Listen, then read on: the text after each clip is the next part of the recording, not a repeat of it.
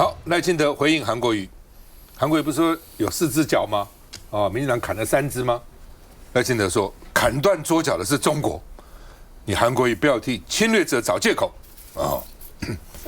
赖清德说，沈伯洋遭跨境镇压。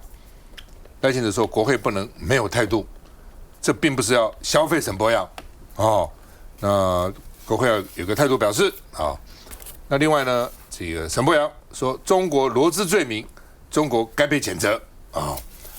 那另外呢，这个沈伯洋说呢，战士没有选择战场的选，好像到台北市来选他说我现在是蓝白的大标靶，蓝白觉得我如果选台北市长太好了这样呢可以一直攻他，而且台北市是媒体的焦点如果一直被攻击没守住，会害到宜兰、新北、桃园中南部的选情。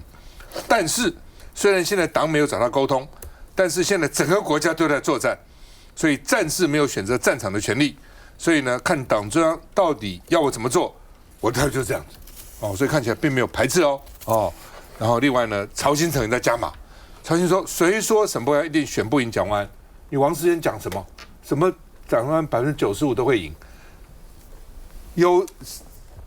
沈伯洋是有胜选的条件的，因为他不怕中共通缉，他是个勇者，有勇者的形象已经树立了他无惧迫害的勇者形象，因为被全球通缉所以呢，这个蒋万安等着1国2制当特首蒋万安有要当特首吗？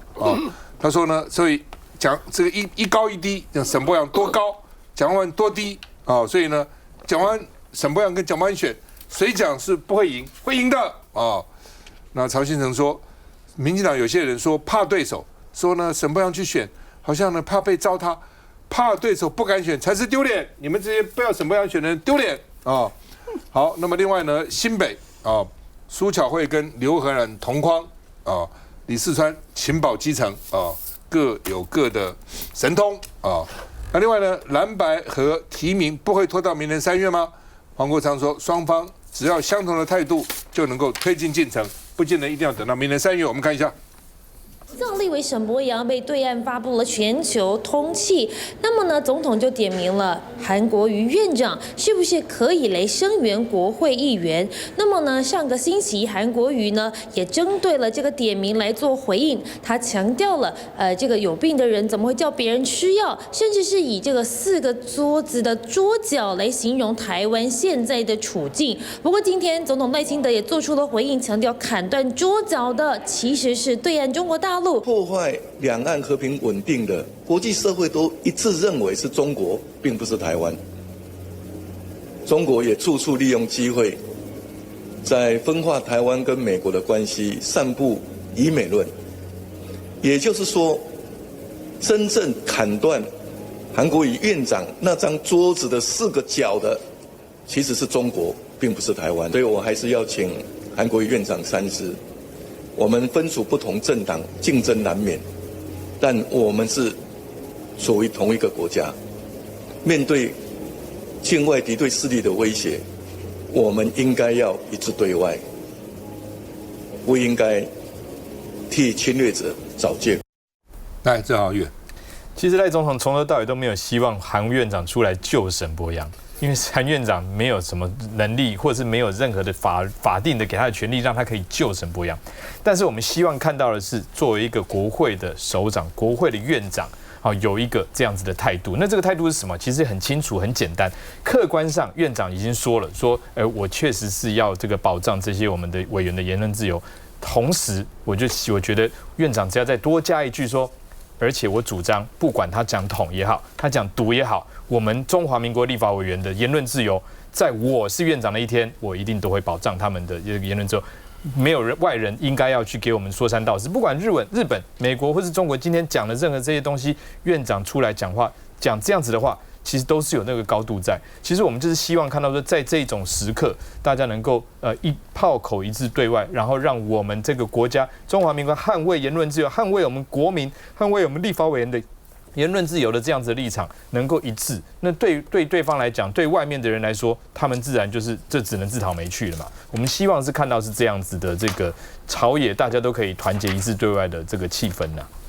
一正，谈到这个沈伯洋要参选台北市长哈，那其实我想应该蛮多人支持。那因为这个曹兴诚也称赞这个沈伯洋是勇者嘛，那所以我们会非常希望这个沈伯洋可以作为台湾第一勇哈，全国第一勇，跟王义川一起呢，好把这个北北基桃哈就变成民进党最大的2026的大战略。你看嘛，这个台北呢是洋流，桃园川流，新北巧巧流，那基隆呢据说可能会是这个同流哈。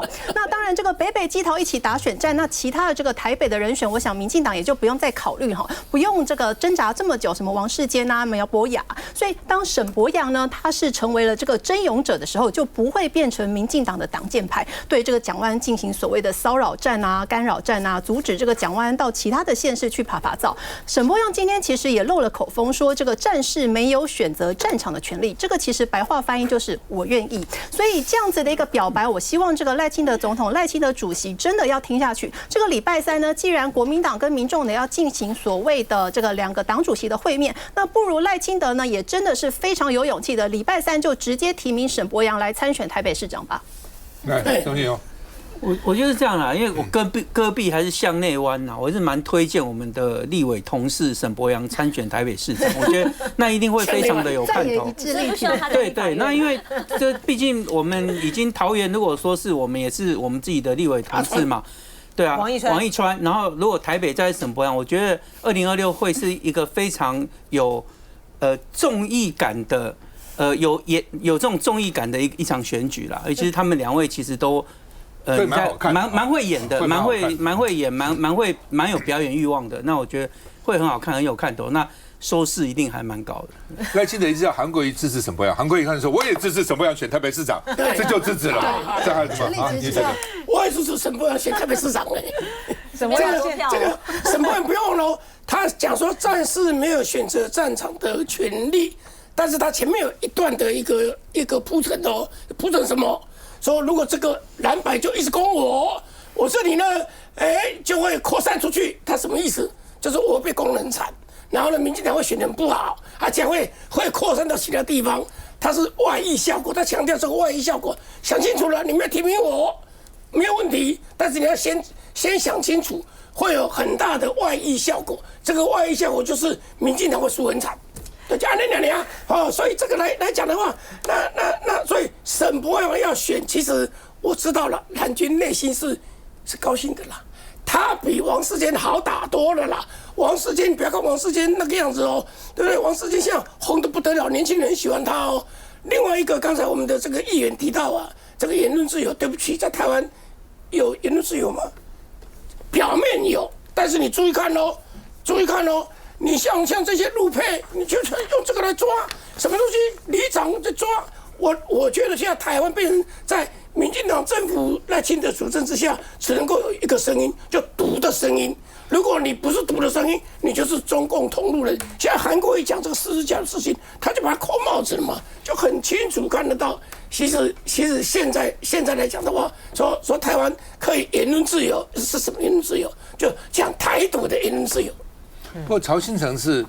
他推荐什么？那有他的道理了哈，他是勇者嘛，勇者不惧嘛。但是曹兴，我记得说大罢免的时候，他也说会赢，对不对？对。如果徐小新这个没有被罢免掉，这样他是怎样？活不下去。对，还要搬离大安区，反正就搞了半天，活得很好。搞了半天，就我的意思说他的政治判断了那不过当然沈伯洋推荐什么也有道理，因为王世坚说反正怎么样都输95%嘛。那既然如此，就搞一个人出来大闹一场也好嘛，否则不是太无聊、太枯燥了吗？来，志涵，我非常讶异，我们在这边居然有这么多人要投给沈伯洋，然后我强烈怀疑中线委员没有要投给沈伯洋，希望他出来选，然后我强烈怀疑那个中线委员是不想要在立法院里头再看到有人在里面闹，因为我觉得我先回到赖总统啊，我觉得他们讲狠话都很厉害，但做实事真的是没霸行。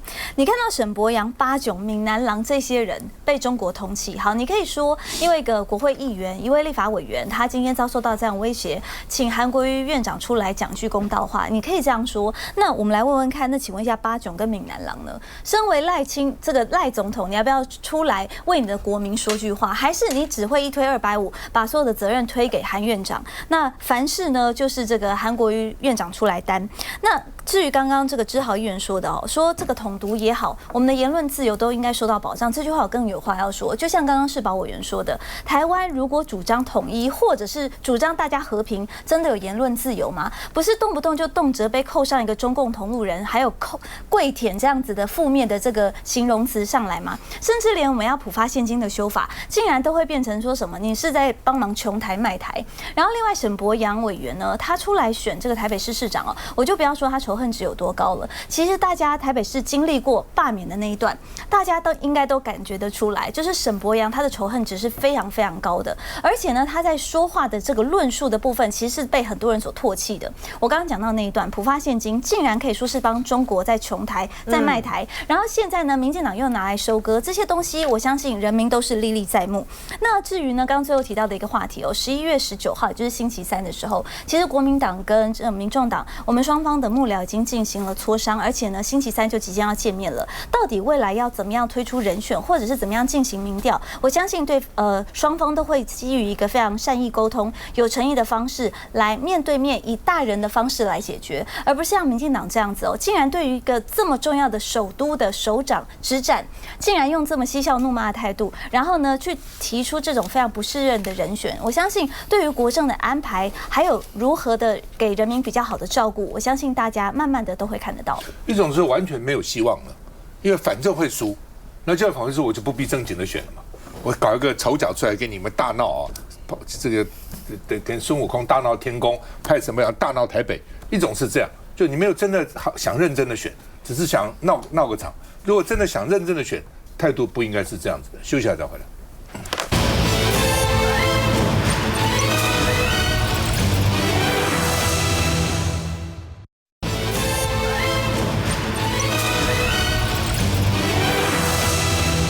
卓荣泰说要全面迎战你们，为什么呢？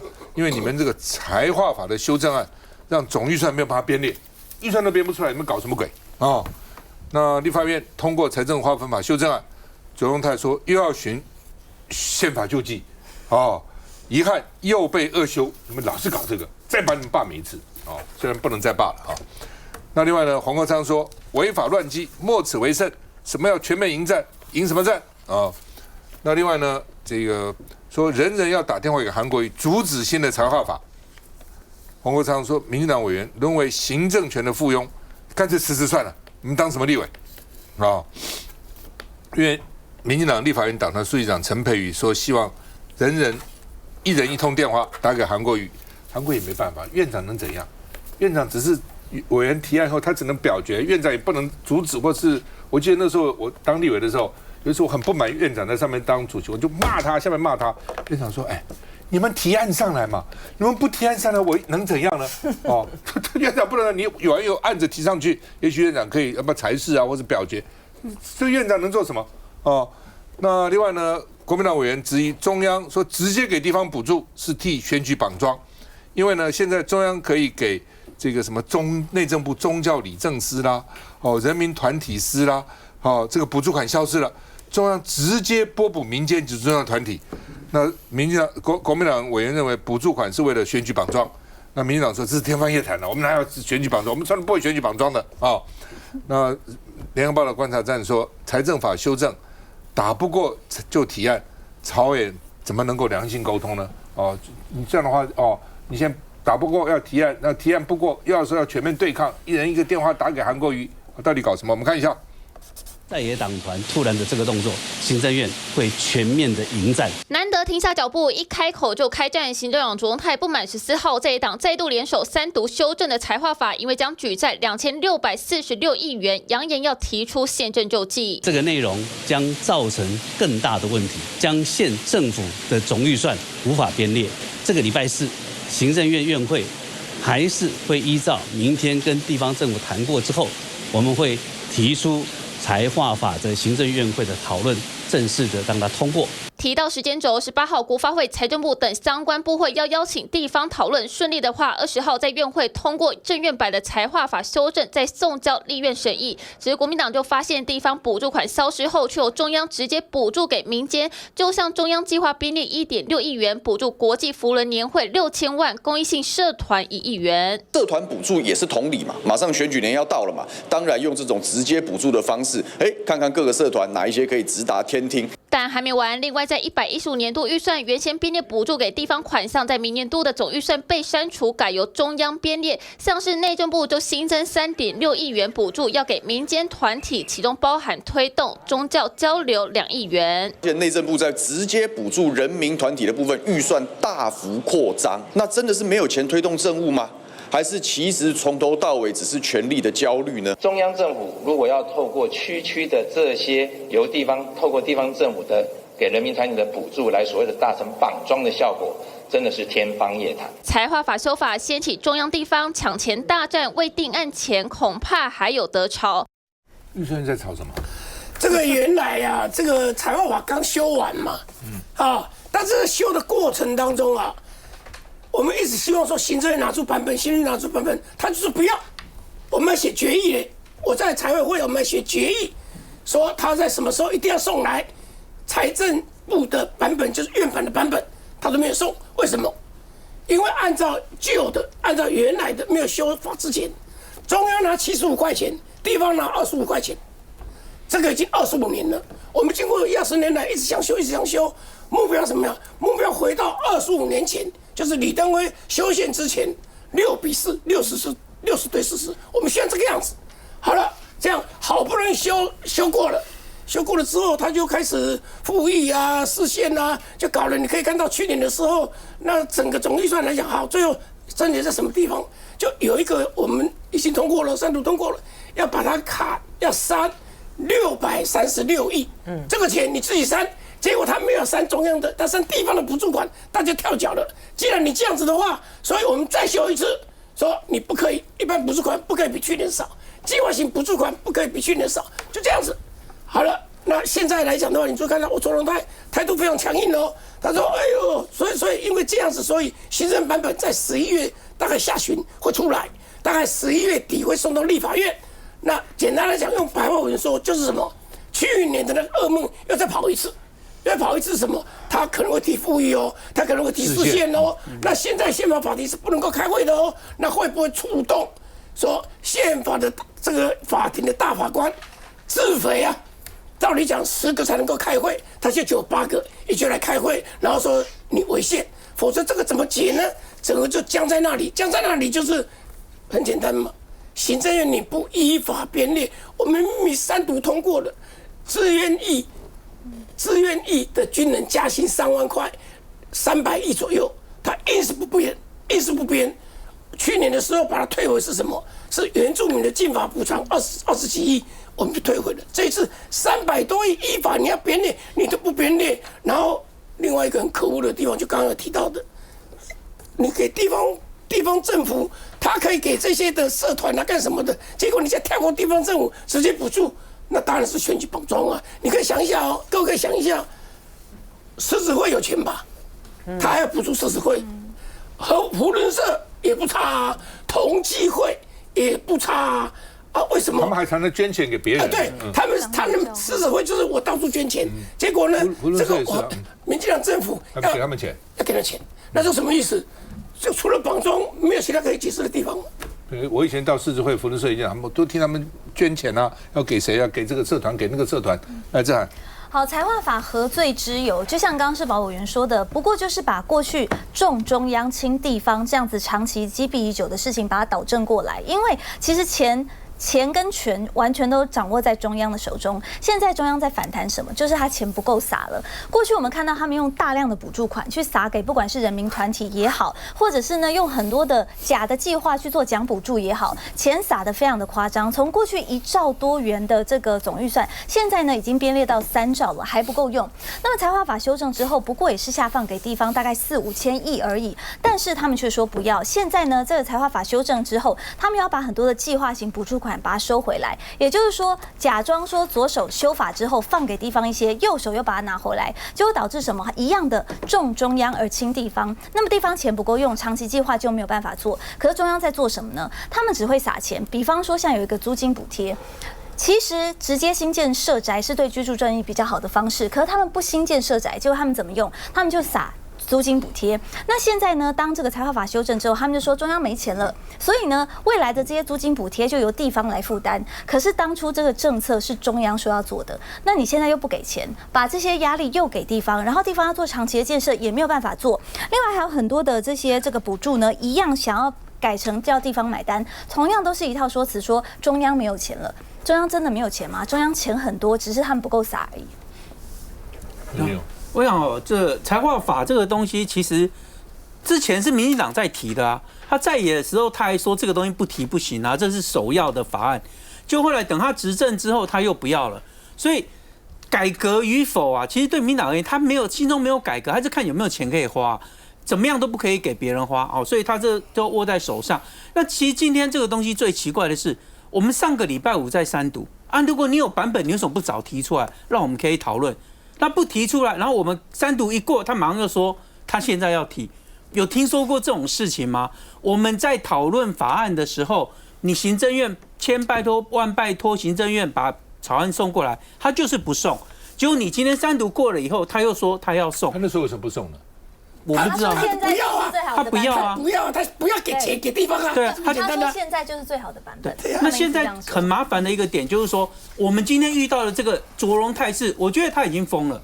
OK， 我上个礼拜一质询的时候讲一个很简单的嘛，为什么申请释宪中你就可以不依法行政？其实这个全世界民主国家没有这样做，我们中华民国从以前到现在也没有一个行政院长敢这么做。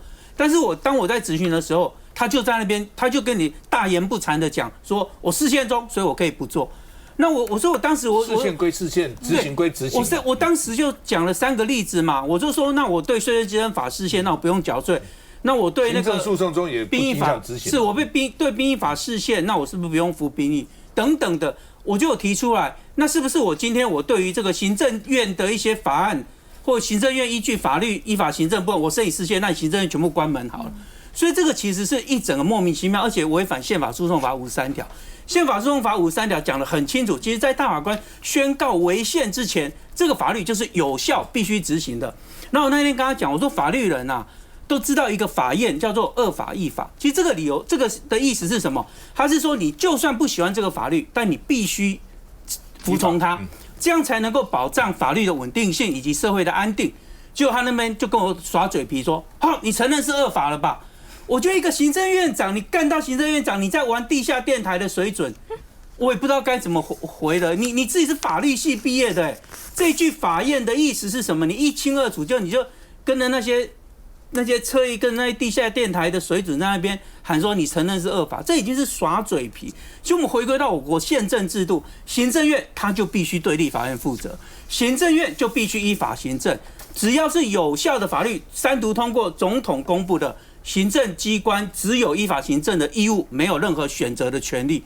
所以今天这个院长毁宪乱政，真的就是他，而且非常的糟糕。我觉得我没有办法理解为什么干到院长的人还敢大言不惭，自己是法律系毕业，如此大言不惭的违反宪法诉讼法，违反宪政制度，不可思议啊！休息一下再回来。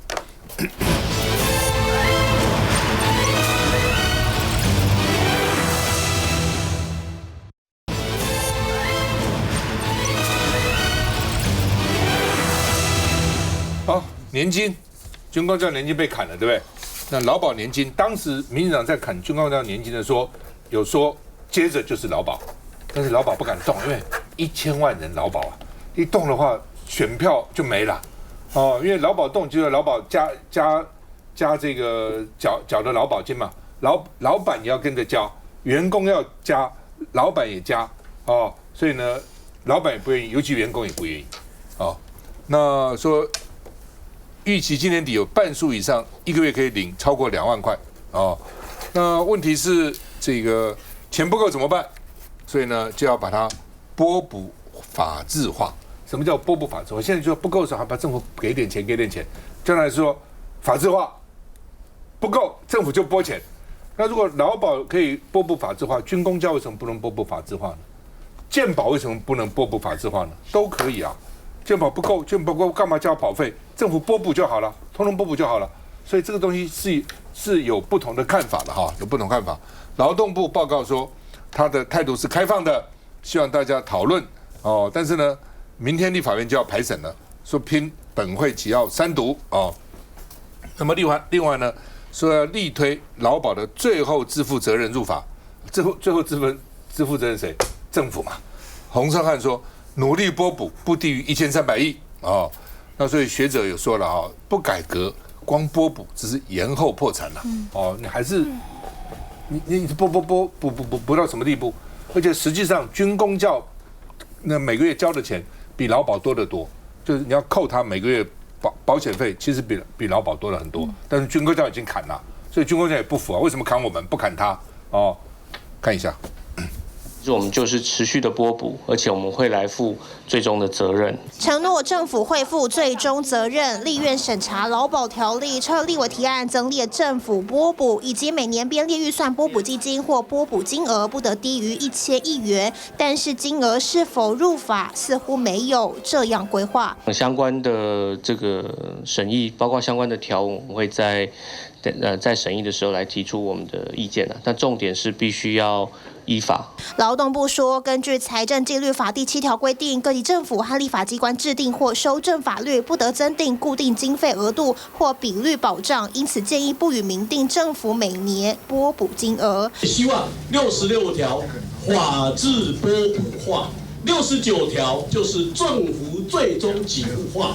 只是根据劳保局最新预估，2026年保费收入只剩下5299亿元，给付却是6314亿元，收支逆差可能会首度突破1000亿元。目前劳保费率仅11.5%，未达为摊提负责的平衡费率17.29%，是否有提高可能？那这个11.5%，近期内不怕是被起汇率吧？各界会有人提出这样子的主张，我觉得各种做法，当然我们都必须要有一些评估跟思考啦。可是话没说死，毕竟关乎千万劳工们保费涨不涨，还要视情况。来，到底劳保年要怎样？我今天早上就有这个咨询的这个劳动部的洪部长哦，我说我们现在朝野员都立委提了，说拨补法制化，那大概平均1年就是1000亿，政府要拨补1000亿，要注入1000亿。他说1000亿不够，你现在刚刚写1300，对不对？我跟他咨询的时候，他心里想最好是1500，就每年1500。那这个东西劳工呢有多少人？超过1000万人。那我也算了啦，我也把它算了。劳工如果退休下来2笔钱，一笔就劳保的，他现在讲是半数超过2万，一笔呢是劳退的，劳退比较少，这2笔加起来平均多少钱？平均就是一个劳工退下来1个月大概拿2.4万，那现在的平均的生活费用大概多少？大概3.2万起跳。所以你就说劳工他现在等于是退下来之后，劳保加劳退，他所拿的钱比生活的费用还低，所以是相当辛苦。所以呢，每年给他拨补，给他挹注，没有人反对，大家都加码。大家讲嘛，这是目前的状况。可是我就回到你刚刚所提到的，那军公教呢？那公教呢？你已经把它砍7年了，那你砍的也那时候不要忘了，这个年改的召集人是谁？陈建仁副总统，他是召集人，他讲得非常清楚，军公教劳一起改。结果你发现只看军公教，劳没有，劳在过去已经，包括明年度要的话，已经拨补5000亿。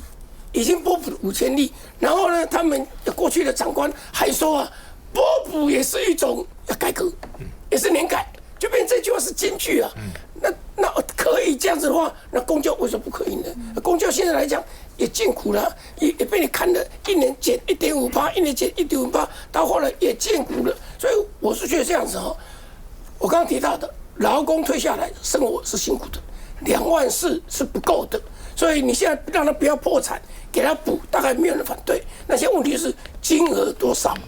我们原来立委提出来是1000亿，那现在呢，劳动部长希望1300，如果真的要解决的话，可能1000路。来一阵。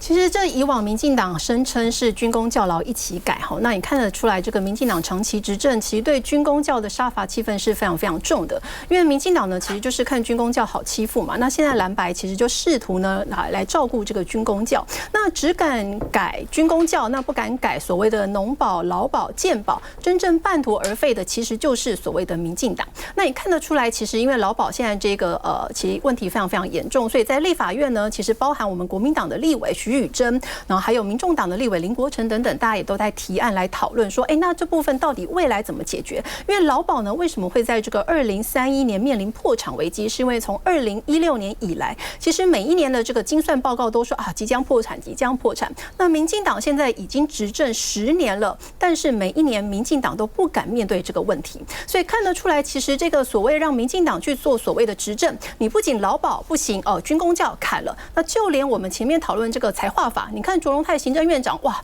杀气伐伐的就说我们要全面迎战，因为这个呢是我们的钱。请问一下，这个其实是我们全国人民的钱，不是你一个民进党的钱。这个刘许婷他也说，其实中央现在就是利用所谓财划法这些补助款，我直接也就跳过地方，因为地方大多数是所谓的这个蓝营执政，我就直接给所谓的民间团体，包含了宗教，包含了 NGO、狮子会、扶轮社等等。现在2026年要到了，其实卓荣泰的宣示就非常的明确，就是这个是我们民进党要直接给这些民间团体的钱，所以现在民进党执政就是所谓的大绑桩、大勒索。你看到赖清德、卓荣泰就是希望拿一堆的钱在那边撒，然后沈伯洋啊、邱意莹啊、陈其迈啊、黑熊学院啊、民间团体就等着要拿民进党撒给他们的钱。我觉得不应该说政府资助或者是这个补助这些人民团体就叫做绑桩啦，因为以往我们也看到地方政府也都是这个处理这些人民团体的业务，难道地方政府都在绑桩吗？所以说而且现在我们要希望劳保能够拨补这件事情，这应该也不是什么大傻逼的问题哦。劳保是不是可以倒？我相信大家应该都有一个共识啊。不管如何，大家要想办法去，你要补这个破洞，是不是要拿过多的钱来，或者是拿不够的钱来？这些都是现在立法院这个是朝野共识了。大家现在争论的点已经不是是不是要去拨补，而是说该拨补多少，然后才是公平等等。那同时当然也有人提到说那军公教怎么办，其他人怎么办？但是我们在谈论劳保这个问题的时候，我们就应该就劳保的问题来谈论劳保，而不是说这个时候突然又what about it什么那个又怎么办？那个怎么办？那我们全部通通都弄这样来讲，那我们就没办法处理劳保这个问题了嘛。所以现在既然大家朝野有共识，我们希望能够让这个劳保能够保持这个劳保不要去破产。这个才是，既然是这样，我们大家就一起来推动。因为劳保要不破产，这不是只是劳保本身的问题，而是这个社会的稳定、这个社会的安定，也是需要这个劳保的体制不能够破。其实不管是说我们从之前的时候谈那个财划法然后到现在的劳保的年金要不要拨补法制化。其实我觉得就是因为呢，这个赖清德政府下的这个卓荣泰这个内阁呢，从他一上任到现在，就是快2年嘞，快2年的时候，他在这些牵涉到国家制度的很重大的，不管是财划法的问题或者是说到现在的有关于劳保年金改革，及之前的时候在讨论那个军公教年金改革的时候，因为民进党政府、卓荣泰政府，他在这些的事项上面，重大的法案事项上面都充满了政治计算。比如说在财划法的部分，行政院的版本呢，为什么会在地方政府之间呢引起这么大的这个争议？他要把他原本的照他们的那个第一版，他们要把地方的营所税从30%降到8%，然后呢说要改变什么？改变过去重商轻农。那这样子，双北跟这个新竹当然是大反弹呐。结果今天呢，行政院最新的说法就他们在继续的协调，我们可以从30%呢，降30%呢，它还是要降，是降到20%。可它里面呢就充满了算计的，就是行政院就在跟你搞这个政党的斗争嘛。他就说，除了双北跟新竹反对以外，其他的蓝营的执政县市都赞成哦。废话嘛，其他的蓝营执政县市都是农业县市啊，它本来的营所税就不高啊。所以说，当你再去思考一个国家这么至关重大的财划法的时候，你就是充满了整个的算计。在劳保的部分也是。我相信为什么徐宇珍委员还有林国成委员，他们今天会提出来劳保的年金要拨补法制化，就是因为之前的时候在讨论军公教年改的时候，那个民进党不就又打回来了吗？啊，说这你们都是在只照顾这个军公教了哈，然后都不顾劳保啦，这又是在不公平啦，什么社会正义等等。所以既然呢蓝白要摘掉那个说只照顾军公教不顾劳工的被民进党挂上来的帽子，所以他们就说那我们就来拨补法制化。但是真正牵涉到两个，不管是军公教的年金或者是劳保的这个改革的话，少子化、高龄化就是我们最大的问题嘛。而且劳保的问题很大，谈劳保的年金改革，如何使它的基金的运用呢更有效益啊？然后是不是要采取什么样的不同的方式，已经吵了不知道多少年了。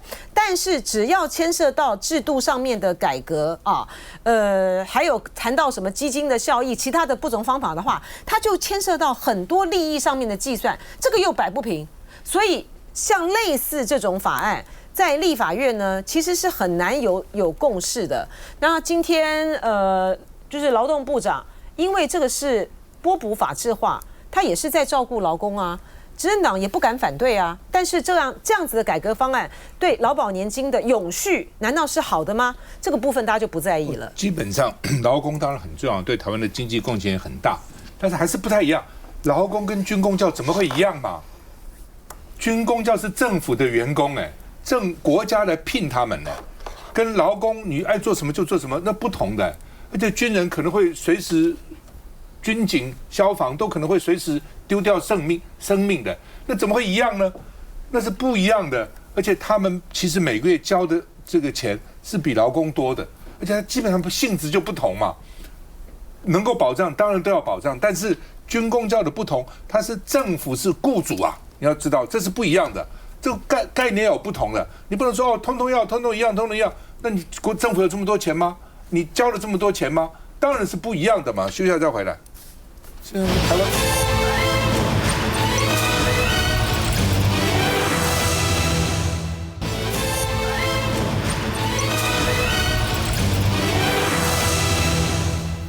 好，终于我们1阶、2阶、3阶、4阶，还有5阶、6阶、7阶、8阶了哈。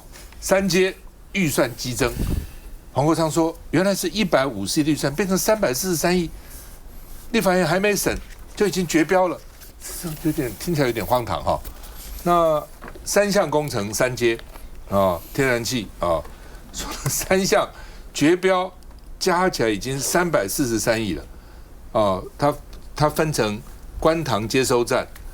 然后呢，观塘的外推的这个防波堤，观塘的这个第一次契约变更，然后呢，这个观塘外接的制程设备跟管线统包，反正不同的，尤其最主要是这个观塘就是这样外贴方案的外郭防波堤新建工程，那反正得标厂商东胚啦、金物大啦、黄昌啦、泛亚啦、黄昌啦，然后 JFE Engineering 我们看这些得标的那另外呢，从这个94亿变253亿工程预算，国民党说这叫绿色淘金术那另外呢，这个中油说他曾经说我中油钱最多所以呢，他们有一个录音档所以还把它录下来了那这一定中间有人提供了那另外呢，这个中油3阶，所以其实已经。这个工程已经7个人死了，所以公安也亮红灯而且说黄昌老董背景很雄厚那另外呢，中油说我现在要启动行政调查，说预算呢暴增253亿，不是事实，没有增加那么多那另外呢，这个中油现在追3阶的2期好像有福报，1期也被人家说是有这个货行有这种疑云中油董事长说呢。频皆被检举涉弊，1个月内要完成调查，1个月内要完成调查经济部也表态说再次启动配合调查到底怎么回事？另外4阶开标前夕也说4阶要开标了，那说3阶灌水这么多，那4阶将来会不会这个灌水呢？也引起瞩目。我们看一下。工程人员克服恶劣海象和严峻天气，从无到有，一步一脚印，打造工业区级专用港口。中油天然气3阶第1阶段有望年底前完工验收，如今2阶工程费被爆料浮边近160亿元。你告诉我，你给我数字。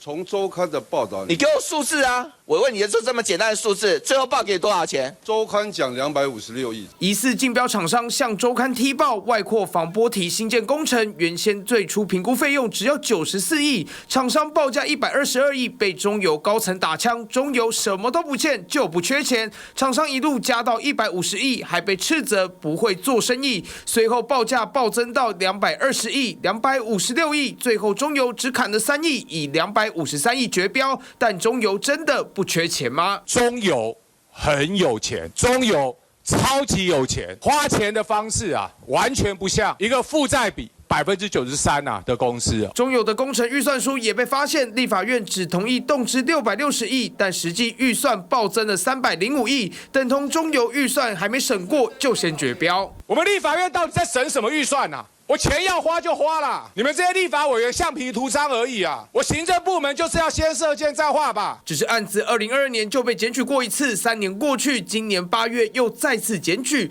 罗志祥11月也再次检举，共检举了3次，检调就是无声无息。录音档内的业者是不是东批公司？是一个前总经理的事情。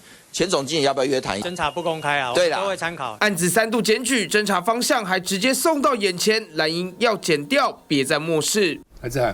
我觉得这真的是一个非常严重的国家问题，是宪政的问题。因为现在整个行政机关是把立法院不只是当橡皮图章，根本就是架空。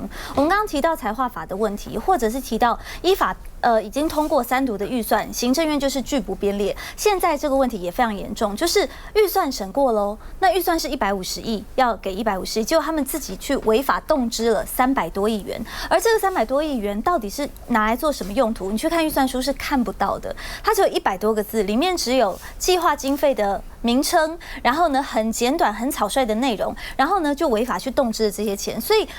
刚刚黄国昌委员他说，到底立法院现在存在的功能跟价值是什么？其实已经被这个毁宪乱政的政府搞到变成不只是橡皮图章，完全都被架空了。这个问题是非常严重的问题。另外一个很必须凸显的问题是，我们的能源议题、能源转型，现在变成了绿营来把国家给掏空的一个非常非常糟糕的一个手段跟一个他们的动机。我们现在呢，这个核能被停了之后，现在不管是要用3阶、4阶哈，然后呢说要去用绿电或者是用天然气来发电，成本都非常非常高。可是相对低价，而且呢比较洁净的能源，也就是核能，他们拒绝使用，目的是什么？然后呢，台电过去每一年一样用拨补的方式，拨补了上千亿去给台电去补他们那个无底洞。现在呢又去违法动支了中油的预算，然后呢一样是有弊案丛生的状况。所以我们的国家已经被这个绿色权贵的集团侵蚀殆尽了。我认为这不只是一个单一弊案的问题，其实可以看得出来是整体的国家政策、国家能源的议题，还有国家的国库都被掏空的问题，非常值得国人来重视。民进党从党外到民进党，原来是说要把国营事业都取消，国营事业没有竞争力，就没想到呢，执政以后呢，国营事业没有一个取消，反而大家利用。来，正好，其实透过能源来舞弊的这种厂商啊，一直都有。以前我们有核电，对最多核能的时候，这个弊案也没有少过。所以说呢，这一次如果说假使中油是3阶这个案子，我们看来，如果说中油现在正在内部调查嘛，我们就希望接下来他就勿枉勿重。那假使真的有人在那边误报、那福报的话，那就是要追查到底。一真。相较于中油3阶预算还没有编就可以直接招标高达300多亿，那我们新北捷运的这个土城树林线辛辛苦苦招标好几次，然后结果行政院计划放1年，就等着苏巧慧一质询就核定，这个真的是绿色套金术啊！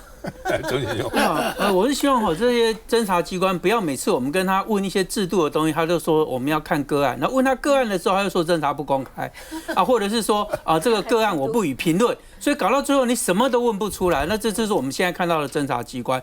那还有，其实我们现在都知道，你现在国营事业高层就是肥猫，一直塞自己人，塞选举有功的人，然后基层现在又有电子舞弊案件嘛，其实现在搞了上百人到各个国营事业去。那现在这个部分，廉政署也有查获，所以你看高层也这样搞，基层你又管得不严格，所以到时候国营事业一塌糊涂，我想这不会意外啦，这是不应该的啦。